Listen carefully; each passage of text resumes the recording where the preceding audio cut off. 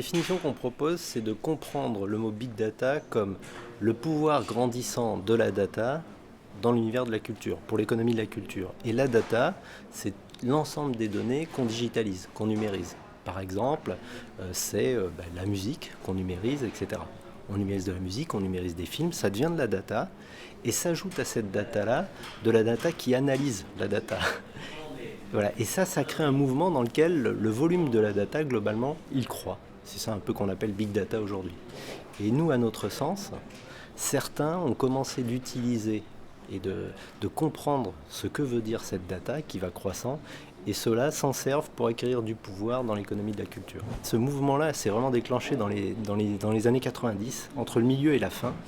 Entre le moment où sur Internet, il y avait 10 000 sites Internet, c'était Yahoo qui permettait d'y accéder, via un annuaire tout à fait classique, et à partir du moment où ça a dépassé 1 million de sites, Yahoo ne savait plus faire. C'est Google qui a pris le relais, et quand Google prend le relais, ça veut dire que ce sont les ordinateurs qui, de manière automatique, vont prendre la décision de nous conseiller les sites sur lesquels il faut aller.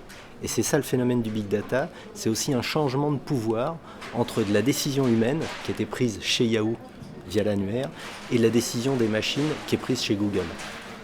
Le mouvement présente des dangers, oui, et pour les utilisateurs et pour les acteurs historiques, mais il présente aussi des opportunités. Dans les dangers tels que nous les percevons pour les acteurs historiques, c'est qu'il y a des acteurs comme ce qu'on appelle nous les dragons du digital, c'est-à-dire vraiment ceux qui savent le mieux utiliser la big data et qui savent gérer plus de 500 millions d'utilisateurs. Ceux-là sont en train de créer des positions dominantes. Voilà. Ça veut dire que c'est eux qui vont donner les règles du jeu, de comment j'accède à la culture et comment je consomme la culture, combien je paye la culture, si éventuellement d'autres acteurs n'arrivent pas à faire le contrepoids. Pour les utilisateurs, il y a un balancier entre le danger de livrer ces données personnelles, sans savoir ce qu'elles vont devenir, et puis l'opportunité d'en tirer de la valeur immédiate, parce que tout le monde voit bien que sans Google, aujourd'hui, on ne sait rien faire de l'Internet, qu'avec Google, qu'avec Amazon, qu'avec Apple, qu'avec tous ces gens-là, on arrive à faire des choses formidables avec Internet. Of course, there are dangers like with every new development. There's the danger that we are in a kind of precondition. That means somebody's predicting that we do something, and suddenly we don't get a loan at the bank because the algorithm has found out that the probability that we don't pay back is higher than average, and so we don't get it. We will not even know it.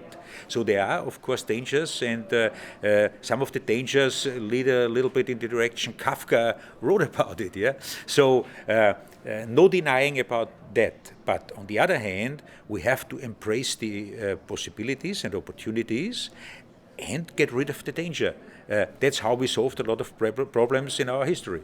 The main solution, of course, is that we create understanding and fight the fear.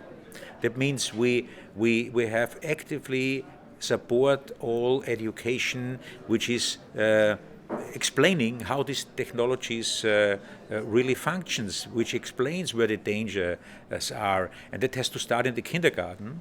That's one thing, and the other thing is that we have to try to get equal access, so that we have a fair chance for everybody and don't get the danger of a digital divide where people knowing about it and using it have an advantage, but people who have no access are really disadvantaged.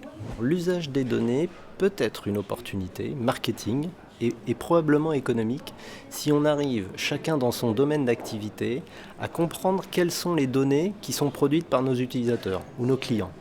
Si on arrive ensuite à extraire de ces données celles qu'on peut éventuellement partager avec d'autres secteurs d'activité, comme le tourisme, comme le divertissement, et à ce moment-là, on devrait pouvoir créer des connexions entre les données qui vont faire apparaître de la valeur. La valeur, c'est quoi ?